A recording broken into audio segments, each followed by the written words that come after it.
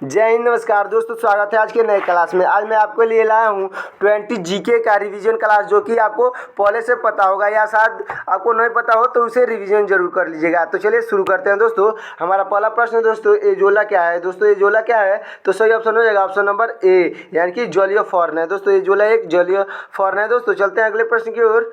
हमारा अगला प्रश्न है दोस्तों, निम्नलिखित में से किसे उर्वरक के रूप में प्रयोग किया जाता है? दोस्तों निम्नलिखित में से किसे उर्वरक के रूप में प्रयोग किया जाता है? तो आपका सही ऑप्शन हो जाएगा ऑप्शन नंबर बी, यानी कि एजोला को। दोस्तों एजोला के एक उर्वरक के रूप में प्रयोग किया जाता है। चलते हैं दोस्तों अगले प्रश्न की ओर।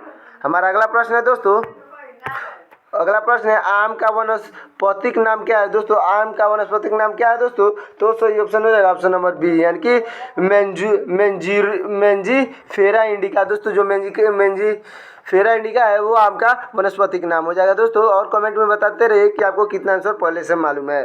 तो हमारा अगला प्रश्न है दोस्तों, दलहन पौधे में किससे संबंधित है? दोस्तों दलहन पौधे किससे संबंधित है? तो आपका सही ऑप्शन हो जाएगा ऑप्शन नंबर सी, यानी कि लेग्यूमिनोसी से संबंधित है। चलते हैं दोस्तों अगले प्रश्न की ओर।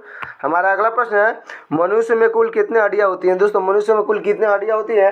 तो आपका सही ऑप्शन हो जाएगा ऑप्शन नंबर बी, यानी कि 206 हड्डियां होती है। दोस्तों मनुष्य में 206 हड्डियां होती है। चलते हैं अगले प्रश्न की ओर। अगला प्रश्न है दोस्तों, हमारा अगला प्रश्न है, मनुष्य की खोपड़ी में कितनी अस्थियां होती है? दोस्तों मनुष्य की खोपड़ी में कितनी अस्थियां होती हैं? तो आपका सही ऑप्शन हो जाएगा ऑप्शन नंबर ए, यानी कि 8 अस्थियां होती हैं। चलते हैं दोस्तों अगले प्रश्न की ओर। हमारा अगला प्रश्न है दोस्तों, अगला प्रश्न है, संसार का सबसे बड़ा पुष्प कौन सा है? दोस्तों संसार का सबसे बड़ा पुष्प पूछा है कौन सा है? तो सही ऑप्शन हो जाएगा ऑप्शन नंबर ए, यानी कि रेफ्लेसिया। दोस्तों रेफ्लेसिया संसार का सबसे बड़ा पुष्प है। चलते हैं दोस्तों अगले प्रश्न की ओर। हमारा अगला प्रश्न है दोस्तों, अगला प्रश्न है, खैरा रोग किस फसल में संबंधित है? दोस्तों खैरा रोग है वो किस फसल से संबंधित है? तो आपका सही ऑप्शन हो जाएगा ऑप्शन नंबर ए, यानी कि धान के फसल से संबंधित है। दोस्तों खैरा रोग है वो धान की खेती से संबंधित है। अगला प्रश्न है दोस्तों, हमारा अगला प्रश्न है, खैरा रोग किसके कारण होता है? दोस्तों खैरा रोग किसके कारण होता है? तो सही ऑप्शन हो जाएगा ऑप्शन नंबर बी, यानी कि जस्ता की कमी से के कारण होता है। दोस्तों जस्ता के कमी के कारण होता है खैरा रोग। चलते हैं दोस्तों अगले प्रश्न की ओर। अगला प्रश्न है, जड़ें किससे विकसित होती हैं? दोस्तों जो किसी पौधे का जड़ किससे विकसित होती हैं? तो सही ऑप्शन हो जाएगा ऑप्शन नंबर डी, यानी कि मूलांकुर से विकसित होती है। दोस्तों जो जड़ है हमारा वो मूलांकुर से विकसित होती है। चलते हैं दोस्तों अगले प्रश्न की ओर। हमारा अगला प्रश्न है दोस्तों, गाजर क्या है? दोस्तों गाजर क्या है?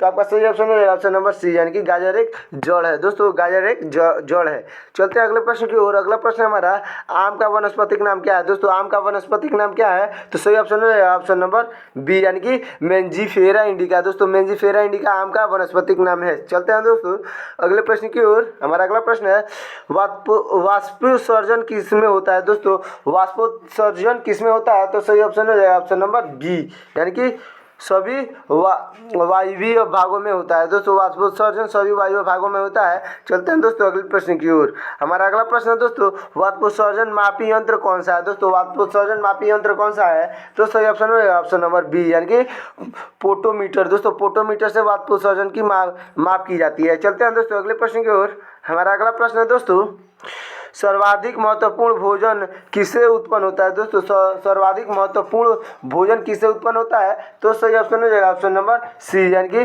फलों से उत्पन्न होता है। चलते हैं दोस्तों अगले प्रश्न की ओर।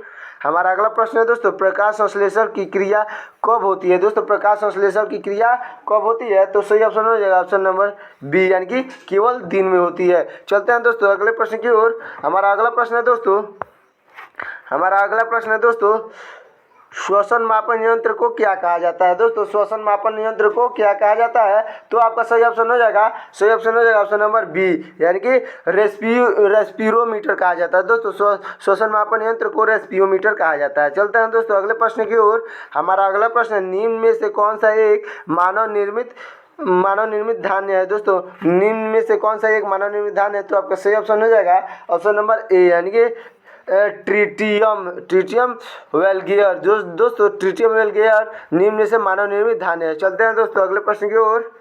हमारा अगला प्रश्न है दोस्तों, विटामिन सी का सबसे अच्छा स्रोत क्या है? दोस्तों विटामिन सी का सबसे अच्छा स्रोत पूछा है, तो सही ऑप्शन हो जाएगा ऑप्शन नंबर बी, यानी कि नींबू। दोस्तों नींबू में सबसे ज़्यादा विटामिन पाया जाता है। चलते हैं दोस्तों विटामिन सी पाया जाता है, सॉरी दोस्तों, नींबू में सबसे ज़्यादा विटामिन सी पाया जाता है। अगला प्रश्न है दोस्तों हमारा, चावल का दाना क्या है? दोस्तों चावल का दाना क्या है? तो आपका सही ऑप्शन हो जाएगा ऑप्शन नंबर ए, यानी कि एक बीज है। दोस्तों चावल का दाना एक बीज है। तो दोस्तों कैसा लगा ये वीडियो कमेंट में जरूर बताइए, और साथ ही साथ आप कमेंट में बताइए कि इसमें से कितना आंसर आपको पहले से पता था, क्योंकि ये हमारा रिवीजन क्लास था। तो मिलते हैं किसी और वीडियो में, तब तक के लिए जय हिंद।